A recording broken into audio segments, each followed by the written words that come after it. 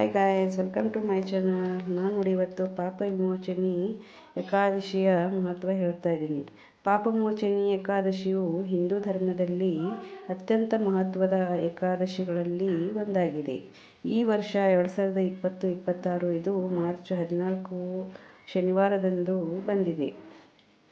ಪಾಪ ವಿಮೋಚನೆಯ ಈ ಏಕಾದಶಿಯ ಮಹತ್ವ, ಈ ದಿನದ ವಿಶೇಷತೆ ಮತ್ತು ಆಚರಣೆಯ ವಿವರಗಳು ಇಲ್ಲಿವೆ. ಮಹತ್ವ: ಹೆಸರೇ ಸೂಚಿಸುವಂತೆ ಪಾಪಗಳನ್ನು ಮೋಚನೆ ಅಥವಾ ದೂರ ಮಾಡುವ ಏಕಾದಶಿ ಇದಾಗಿದೆ. ಅರಿಯದೆ ಮಾಡಿದ ತಪ್ಪುಗಳಿಂದ ಮುಕ್ತಿ ಪಡೆಯಲು ಮತ್ತು ಮನಸ್ಸಿನ ಶಾಂತಿಗಾಗಿ ಭಕ್ತರು ಈ ದಿನ ಉಪವಾಸ ಮಾಡುತ್ತಾರೆ. ಚೈತ್ರ ಮಾಸದ ಕೃಷ್ಣ ಪಕ್ಷದಲ್ಲಿ ಈ ಏಕಾದಶಿ ಬರುತ್ತದೆ. ಆಚರಣೆ ಮಾಡುವುದು ಹೇಗೆ? ಉಪವಾಸ: ಏಕಾದಶಿಯ ದಿನ ಪೂರ್ತಿ ಉಪವಾಸ ಇರುವುದು ವಾಡಿಕೆ. ಸಾಧ್ಯವಾಗದಿದ್ದರೆ ಹಣ್ಣು, ಹಾಲು ಸೇವಿಸಿ ಫಲಾಹಾರ ಆಚರಿಸಬಹುದು. ಸಂಜೆ ಈ ದಿನ ಶ್ರೀ ವಿಷ್ಣುವನ್ನು ಭಕ್ತಿಯಿಂದ ಪೂಜಿಸಲಾಗುತ್ತದೆ. ತುಳಸಿ ಅರ್ಚನೆ ಮಾಡುವುದು ಶ್ರೇಷ್ಠ. ಜಾಗರಣೆ: ಏಕಾದಶಿಯ ರಾತ್ರಿ ವಿಷ್ಣು ಸಹಸ್ರನಾಮ ಪಠಣ ಅಥವಾ ಭಜನೆ ಮಾಡುತ್ತಾ ಜಾಗರಣೆ ಮಾಡುವುದು ಹೆಚ್ಚು ಫಲಪ್ರದ ಎಂದು ನಂಬಲಾಗಿದೆ. ಪಾರಣೆ: ಉಪವಾಸ ಬಿಡುವುದು. ಮರುದಿನ ದ್ವಾದಶಿಯಂದು ಸೂರ್ಯೋದಯದ ನಂತರ ಶುದ್ಧರಾಗಿ ದಾನ ಧರ್ಮ ಮಾಡಿ ನಂತರ ಆಹಾರ ಸೇವಿಸಿ ಉಪವಾಸ ಮುಕ್ತಾಯಗೊಳಿಸಬೇಕು. ಪುರಾಣದ ಹಿನ್ನೆಲೆ: ಈ ಏಕಾದಶಿಯ ಬಗ್ಗೆ ಒಂದು ಪ್ರಸಿದ್ಧ ಕಥೆ ಇದೆ. ಮೇಧಾವಿ ಎಂಬ ಋಷಿಯು ಮಂಜುಘೋಷ ಎಂಬ ಅಪ್ಸರೆಯ ಮೋಹಕ್ಕೆ ಒಳಗಾಗಿ ತನ್ನ ತಪಸ್ಸನ್ನು ಮರೆಯುತ್ತಾನೆ. ನಂತರ ತನ್ನ ತಪ್ಪಿನ ಅರಿವಾದಾಗ ಈ ಪಾಪ ವಿಮೋಚನಿ ಏಕಾದಶಿಯ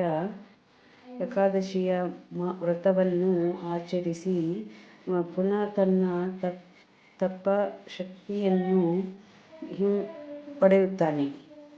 ಹಿಂಪಡೆಯುತ್ತಾನೆ ಎಂದು ಪುರಾಣಗಳು ಹೇಳುತ್ತವೆ.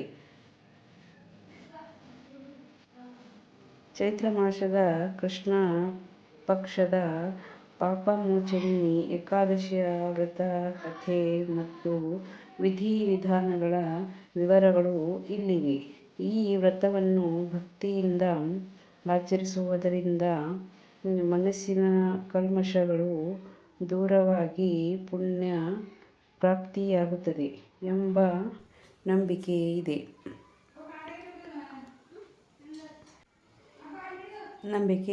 ಈ ವ್ರತದ ವಿಧಿ-ವಿಧಾನಗಳು: ಪೂಜಾ ವಿಧಿ. ಸಂಕಲ್ಪ: ಏಕಾದಶಿಯ ದಿನ ಸೂರ್ಯೋದಯಕ್ಕೆ ಮುನ್ನ ಎದ್ದು ಸ್ನಾನ ಮಾಡಿ ಶುಭ್ರ ವಸ್ತ್ರ ಧರಿಸಬೇಕು. ದೇವರ ಮುಂದೆ ಕುಳಿತು ನಾನು ಇಂದು ಪಾಪಮೋಚನಿ ಏಕಾದಶಿ ವ್ರತವನ್ನು ಆಚರಿಸುತ್ತಿದ್ದೇನೆ, ನನ್ನ ಪಾಪಗಳನ್ನು ಕ್ಷಮಿಸು ಎಂದು ಸಂಕಲ್ಪ ಮಾಡಬೇಕು. ಸಂಜೆ ಪೂಜೆ: ಭಗವಾನ ಶ್ರೀ ವಿಷ್ಣುವಿನ ಚತುರ್ಭುಜ ರೂಪ ವಿಗ್ರಹ ಅಥವಾ ಫೋಟೋವನ್ನು ಪ್ರತಿಷ್ಠಾಪಿಸಿ ಷೋಡಶೋಪಚಾರ ಪೂಜೆ, ಧೂಪ ದೀಪ ನೈವೇದ್ಯ ಮಾಡಿ ತುಳಸಿ ಸಮರ್ಪಣೆ.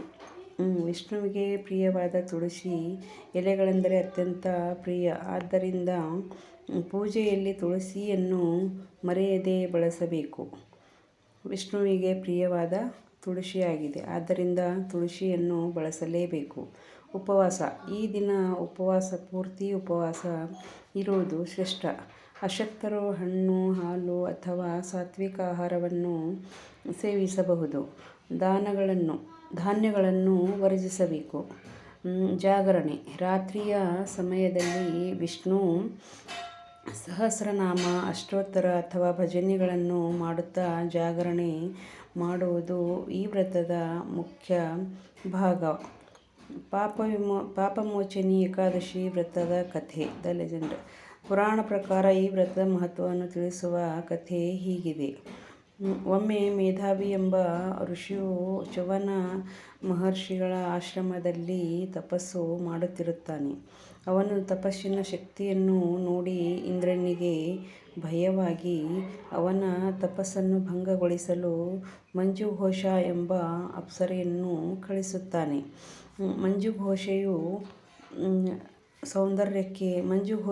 ಸೌಂದರ್ಯಕ್ಕೆ ಮಾರುಹೋದ ಮೇಧಾವಿಯು ಋಷಿಯು ತನ್ನ ತಪಸ್ಸನ್ನು ಮರೆತು ಅವಳೊಂದಿಗೆ ಅನೇಕ ವರ್ಷಗಳ ಕಾಲ ಕಳೆಯುತ್ತಾನೆ. ಬಹಳ ವರ್ಷಗಳ ನಂತರ ತನ್ನ ತಪ್ಪಿನ ಅರಿವಾದಾಗ ತಾನು ತಪೋಭ್ರಷ್ಟನಾಗಲು ಕಾರಣಳಾದ ಮಂಜುಘೋಷೆಗೆ ನೀನು ಪೈಶಾಚಿಕ ರೂಪವನ್ನು ಹೊಂದು ಎಂದು ಶಾಪ ನೀಡುತ್ತಾನೆ.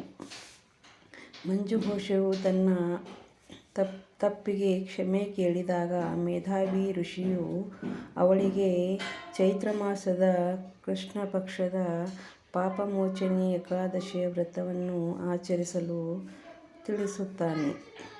ಮಂಜುಘೋಷೆಯು ಈ ಭಕ್ತಿಯಿಂದ ಈ ವ್ರತವನ್ನು ಆಚರಿಸಿ ತನ್ನ ಶಾಪದಿಂದ ಮುಕ್ತಿ ಪಡೆದು ಸುಂದರ ರೂಪವನ್ನು ಮರಳಿ ಪಡೆಯುತ್ತಾಳೆ.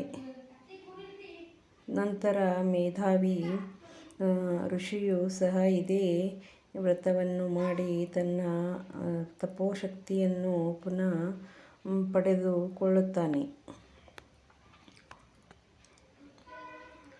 ಪಾರಣೆ ಉಪವಾಸ ಮುಕ್ತಾಯ ಮಾರನೇ ದಿನ ಉಪವಾಸ. ಏಕಾದಶಿಯ ಮರುದಿನ ಅಂದರೆ ದ್ವಾದಶಿಯಂದು ಉಪವಾಸವನ್ನು ಬಿಡಬೇಕು. ಹಾಗೂ ದ್ವಾದಶಿಯ ದಿನ ಬೆಳಿಗ್ಗೆ ಸ್ನಾನ ಮುಗಿಸಿ ವಿಷ್ಣುವನ್ನು ಪೂಜಿಸಿ ಬ್ರಾಹ್ಮಣರಿಗೆ ಅಥವಾ ಬಡವರಿಗೆ ದಾನ ಧರ್ಮ ಮಾಡಿ ನಂತರ ತುಳಸಿ ತೀರ್ಥವನ್ನು ಸ್ವೀಕರಿಸಿ ಆಹಾರ ಸೇವಿಸಿ ಉಪವಾಸ ಮುಕ್ತಾಯಗೊಳಿಸಿ. ಗಮನಿಸಿ, ಇಂದು ಮಾರ್ಚ್ 15ರಂದು 2026 ದ್ವಾದಶಿಯ ದಿನವಾಗಿರುವುದರಿಂದ ನಿನ್ನೆ ಏಕಾದಶಿಯು ಆಚರಿಸಿದವರು ಇಂದು ಬೆಳಿಗ್ಗೆಯೇ ಪಾರಣೆ ಉಪವಾಸ ಮುಕ್ತಾಯ ಮಾಡಬೇಕು. ಪಾಪ ವಿಮೋಚನೆಯ ಏಕಾದಶಿಯ ಬಗ್ಗೆ ಸ್ವಲ್ಪ ಮಾಹಿತಿಯನ್ನು ಕೊಟ್ಟಿದ್ದೀನಿ. ವಿಡಿಯೋ ಹೇಗಿದೆ ಅಂತ ಹೇಳಿ ಕಮೆಂಟ್ ಮಾಡಿ, ಲೈಕ್ ಮಾಡಿ, ಸಬ್ಸ್ಕ್ರೈಬ್ ಮಾಡ್ಕೊಳ್ಳಿ ಮತ್ತು ವಿಡಿಯೋನ ಪೂರ್ತಿ ನೋಡಿ, ಸ್ಕಿಪ್ ಮಾಡದೆ ನೋಡಿ. ಮತ್ತು ವಿಡಿಯೋ ನೋಡಿದ್ದಕ್ಕೆ ನಿಮಗೆ ತುಂಬ ಧನ್ಯವಾದಗಳು.